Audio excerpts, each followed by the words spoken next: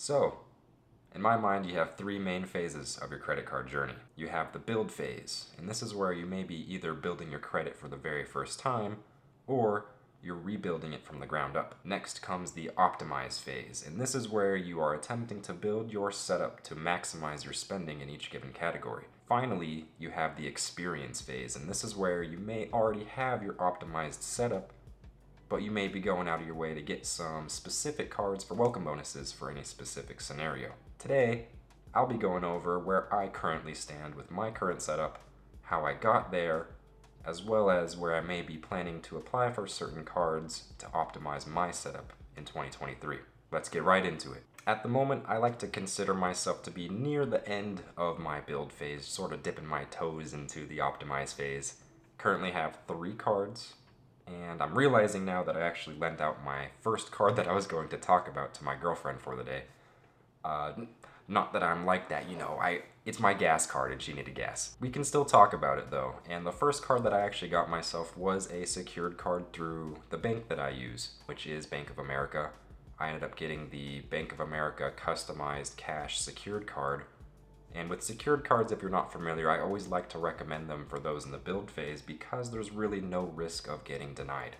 You put a certain amount down. For me, I put 300, and this becomes your effective credit limit until you are able to upgrade your card by using it smartly. With me, I always try to keep my utilization under 10%, and in just under a year, they actually upgraded me automatically to a standard Bank of America customized cash credit card from my secured card. I was able to build my score to over 700 with just this card alone, which is not bad. For those of you who don't know, with this card you do get 3% back in the category of your choice.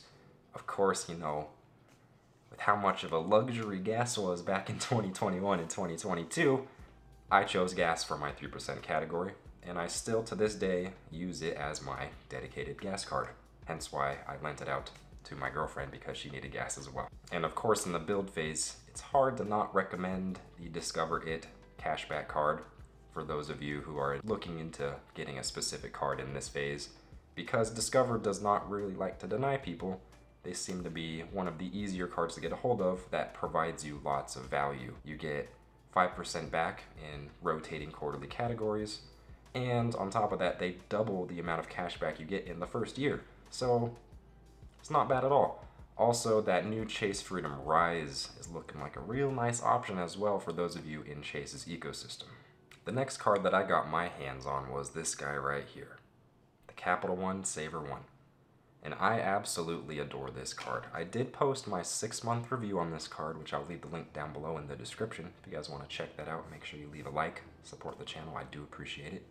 But I love this card. I use it for almost all of my purchases, and even though it's not a catch-all card per se, I find it really, really easy to get lots of value from natural spending with this card. You do get 5% back on travel booked through the Capital One travel portal. You get 3% back on groceries, dining, entertainment, and popular streaming services. And of course, you get your 1% back on all other categories. But my absolute favorite benefit of this card is their Uber partnership through November 2024, which will get you 10% back on all Uber purchases, including Uber Eats, which is incredible. And I personally have absolutely abused this 10% back, which is really nice. But enough with the Capital One card for now. We do have to get into my last card in my current setup, which is none other than the BILT MasterCard, which I know, Wells Fargo, not the most reliable vendor as of recent years, but I do believe that this card does still provide lots of value and is safe to use. First, getting into the actual build quality, I will do a whole review on this card as well, but this card is quite literally built different. It's really, really durable, it's super metal, it is really nice. The reason that I got this card was because rent is expensive, and if you're gonna have to pay rent anyways, you may as well get some value back. Which this is the only card, I believe, at the moment that you can get points for paying rent with no fees.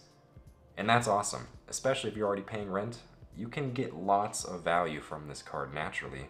And on top of that, they do have really decent travel partners, which is awesome and unheard of for a no annual fee card. Some of these popular travel partners include the World of Hyatt and American Airlines, which name me another card that can transfer points to American Airlines right now. BILT MasterCard. Would recommend. And so, that's my setup as it stands right now. Not the worst setup. Of course, I am, like I said, exiting my build phase, and I feel like I have built up my score pretty nicely, and my setup as it stands with 3 cards isn't the worst. Of course, I do put all of my spending on this guy right here, and by definition, it is not optimized, and I am looking into getting a catch-all card in the future. You guys also may notice that I am missing a particular lender in my setup, and that is Chase. I'm not the strongest believer that Chase cards are the first cards that you should get, but we do all know that Chase has that infamous 524 rule, which states that if you get approved for 5 or more personal cards within the last 24 months, they're going to deny you for your next card application. As it stands, I am in 324 with Chase, so I would like to get into the Chase game before I hinder myself in the future by pushing off their cards. And I'm sure you guys may have guessed it if you put the 2 and 2 together, catch-all, Chase. The first card that I'm looking at getting in 2023 in the future is the Chase Freedom Unlimited. And the Chase Freedom Unlimited will earn me 1.5% cash back in the form of Chase Ultimate Rewards points on all of my purchases, including the other category, which is awesome. And that'll optimize that form of spending for me. And if we're talking about optimizing your spending, what other way to optimize your Chase Ultimate Rewards points than with the Sapphire cards? I'm currently looking at the Sapphire Preferred after the Freedom Unlimited, which will get me those entry-level premium travel benefits, which I am greatly looking forward to in the future. And it'll let me transfer out my Chase points to travel partners, which is really cool. Realistically, will I get my hands on both the Freedom Unlimited and the Sapphire before the end of 2023? Maybe. I'm at least hoping to get the Freedom Unlimited so that I can put my holiday shopping towards that welcome bonus. Maybe if all things go smoothly and that works out really well, then the Sapphire Preferred is definitely on my list right after. Looking even more into the future, as you all may or may not know, I have this card. In case I didn't talk about it enough, the Saver 1 is an awesome card on its own, but it'd be rude not to mention that I'm looking into the Venture X to even further optimize my spending on this card. This will let me transfer any cash back from the Saver 1 into Venture Miles. And of course, this will give me access to the luxury travel experience that the Venture X offers. And I'm looking forward to that in the future. And so that's my setup as it stands. Like I said, I got the Bank of America customized cash card, I got the Saver 1, and I have the BILT card. Let me know what you guys think. Is that an alright setup?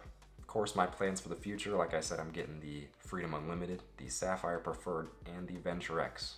Let me know what you guys think. And if you guys made it this far into the video, leave a comment down below with that little nerd emoji, this guy right here. I know I have my glasses on today. Hopefully I don't look too nerdy. Maybe, if anything, it might make me look a little bit smarter. While you're down below, though, go ahead and leave a comment with what setup you guys have or what you may be looking for in the future. But yeah, thank you guys so much for watching. If you guys made it to the end, I really appreciate you. If you left halfway through, I know you're not hearing this, but I appreciate you too. I hope you guys enjoyed looking into my current setup and my plans for the future. As always, this is not financial advice. This is just what has worked for me. Don't apply for any credit cards unless it makes sense for you and that you promise that you'll use them wisely. And with that, I'll see you guys next time.